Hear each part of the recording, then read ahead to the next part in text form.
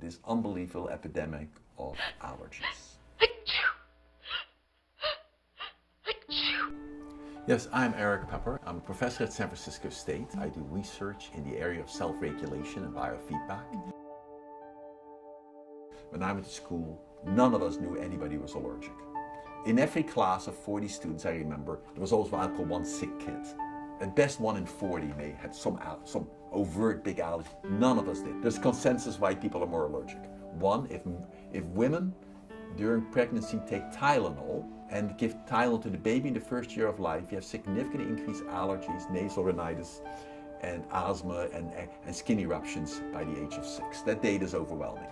2, kids who are born who live on farms, traditional farms, not our chemical farms, make a separation, are exposed to many ground bacteria or organisms which somehow protects them against later allergies. And that comes from the classical studies when East and West Germany, the wall came down. Epidemiologists started to do studies comparing East and West Germany. And here you could say that people are basically the same. They're a similar genetic group of people, right? Ethnicity. East Germany, there must be massive allergy rates or asthma rates because the pollution was truly horrible. You know, the air pollution in some of these industrial cities was just horrid.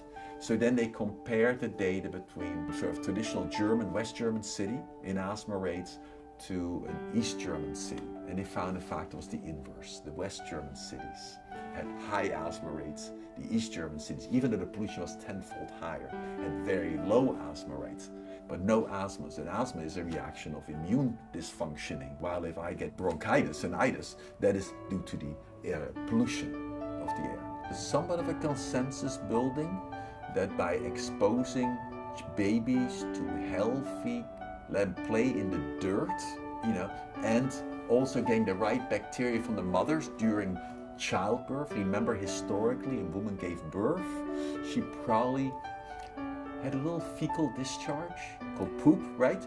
That all got messed together, that the baby ingested some of that during the birthing process. Those were ways by which the baby got inoculated with the right bacteria in its digestive tract. Now we do a very sterile birth or cesarean birth, so now we don't get the appropriate bacteria which help digest our foods, which we co-host in ourselves. And they in fact change our moods.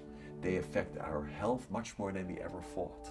Hay fever, for example, you would have expected would be a disease that would have been described in the medical literature for thousands of years, or at least hundreds, you know, when people did farming. In fact, hay fever was first described in Britain in the 19th century. It first occurred by the landed gentry, people who were living in the castle, not in the farm. So you could say these people then were living apart from the land, were not exposed to the dirt, and thereby they had more reactivity. If you think of Crohn's disease, which is a very rare disease of an autoimmune inflammation of your GI tract, very disturbing, very difficult. People often get surgery. It was first described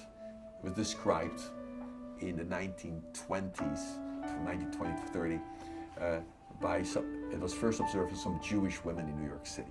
And since that time, and it used to be very rare, now it's like 1 in 400, I think, gets Crohn's disease. The data is just totally, it's like that curve has gone up like this, massively. Our genetics hasn't changed. But what has changed since the 1930s till now is none of you have any more worms.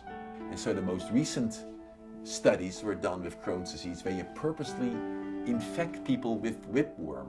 Almost all of them, their disease stopped. It's mind-boggling because you don't expect it in Crohn's disease. And then the error medicine makes, the error much of research makes, is that we do not study people for a long time. Yes, I'll give you a little dosage for a week, for 3 months. But what is 3 months in a lifespan? Do not expose yourself to substances which were not around in your great-grandparents' time. Because for most of those substances did not exist.